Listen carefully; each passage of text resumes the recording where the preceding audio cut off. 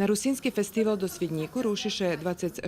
maja na 22 hodin z ruského Kerestura. Autobus zajedze poputníkov do Verbasu, Kocura i Novого Sadu. Inicijator toho putovanja Olena Papuga, narodna poslanica. Почувствувала съм потребу, že би на якийсь спосіб організувала людей, že by i oni, to tí, ktorí може бути не були у тих наших краях, откаľ sme priseljeni, pošli tam.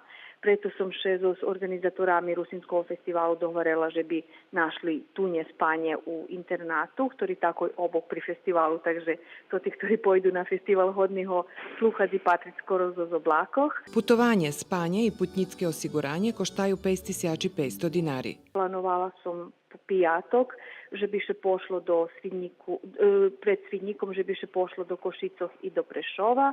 Potim večer u Štirva pijatok festival, v sobotu, že bi me naščevali Bardejov, Bardejovski kupelji, Duklju, može biti iz Indranovu, tot muzej na otvorenim, Lemkovski muzej u Toužu Poljske, a je to blisko tako i pri Svidniku.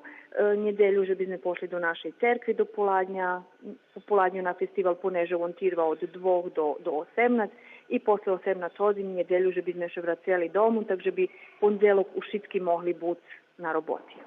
Šljevodni mesta išće jest, a zainteresovani za putovanje možeš prijaviti Oleni Papugovej na telefon 063 863 7863.